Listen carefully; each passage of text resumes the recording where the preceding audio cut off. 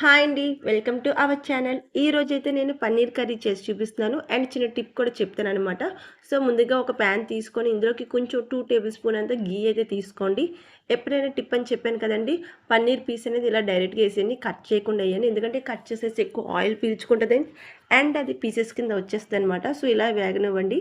అది వేగాక తీసి అందులోకి 3 ఆనియన్స్ చిన్న పీసెస్ కింద కట్ చేసి వేసేయండి. మిక్సీలో వేస్తాం కాబట్టి పెద్ద ముక్కలే వేస్తాను. అండ్ దీనిలోకి గరం మసాలా, అల్లం, వెల్లుల్లి అండ్ ఒక కొబ్బరి ముక్క, ఒక యాలక్కాయ, ఒక లవంగ, ఒక టేబుల్ స్పూన్ జీలకర్ర, ఒక టేబుల్ స్పూన్ ధనియాలు. నేను ఎక్కువ క్వాంటిటీ తీసుకోవట్లేదండి. ఎందుకంటే ఒక 100 రూపీస్ పన్నీరే అనమాట. ఇది కొంచెమే కాబట్టి కొంచెం కొంచెం గరం మసాలా సామాన్లు తీసుకున్నాను. మీకు కావాలంటే ఎక్కువ మసాలా సామాన్లు తీసుకోండి. అండ్ ఇవనేవి రెడ్‌గా వేగాక పచ్చిమిరపకాయ కూడా యాడ్ చేసేయండి. ఇవన్నీ వేగాక మనం ముందుగా టమాటాస్ తీసుకున్నాం కదండీ! ఇవి కూడా పెద్ద పీసెస్ కింద కట్ చేశాను. ఇవి కూడా యాడ్ చేసి 3 టమాటాస్ మాట 100 రూపీస్‌కి 3 టమాటాస్ చాలు. చూసారా అలా మనం వేగడం వల్ల ఎంత క్యూబ్స్ లాగా ఐస్ క్యూబ్స్ లాగా ఎంత బాగొచ్చాయో. అసలు విరగే విరగలేదు బావుంటాయి. సో, మనమైతే ఇవి వేపుకున్నాం కదండీ!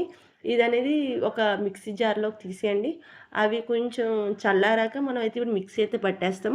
సో, మిక్సీ పట్టేసాక ముందుగా తీసుకున్న ప్యాన్ ఉంది కదండీ! ఆ ప్యాన్‌లోనే ఆల్రెడీ ఘీ ఉంది కాబట్టి కొంచెం అనేది ఆయిల్ మనం యాడ్ చేసి ఈ మసాలా అందులోకి యాడ్ చేసేయండి. బాగా వేగనివ్వండి. వేగాక అప్పుడు మనం అనేది పసుపు, ఉప్పు, కారం అనేది యాడ్ చేసేయండి. ఇది టెక్స్చర్ అనేది కొంచెం రెడ్డిష్‌గా అవ్వాలి. ఎందుకంటే వేగకపోతే అల్లం వెల్లుల్లి వేసాం కదండీ! బాగోదు. కొంచెం వేగనివ్వండి. టైమ్ టేకింగ్ అయినా కొంచెం వేగనివ్వండి. సో, ఇప్పుడు పసుపు, ఉప్పు, కారం అయితే మనం యాడ్ చేస్తాం. ఇవి వేసాక నేనైతే చపాతీలోకి కాబట్టి గ్రీన్ పీస్ అనేది యాడ్ చేస్తున్నానండి. గ్రీన్ పీస్ అనేది ముందుగా మీరు బాయిల్ చేసుకోండి.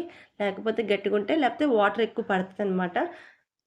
నేనైతే వాటర్ ఎక్కువేసి సిమ్‌లో అయితే పెట్టాను. సో, ఇప్పుడైతే గ్రీన్ పీస్ కొంచెం వేగాక మనం ముందుగా కట్ చేసుకున్న పన్నీర్ పీసెస్ ఉన్నాయి కదండీ!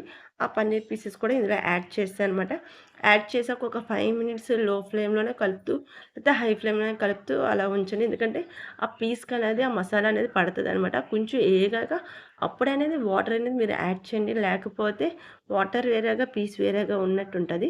సో, ఇలా దగ్గరికయ్యాక మీరనేది 2 గ్లాసెస్ అనే వాటర్ యాడ్ చేశారంటే మీకు గ్రీన్ పీస్ అండ్ మసాలా కూడా ఉడుకుతదనమాట. అంతేనండి. చాలా సింపుల్ అండ్ టేస్టీ అయిన పన్నీర్ మసాలా కర్రీ అయితే రెడీ అయిపోయింది. ఖచ్చితంగా ట్రై చేయండి. ట్రై చేసి నచ్చితే కామెంట్ అయితే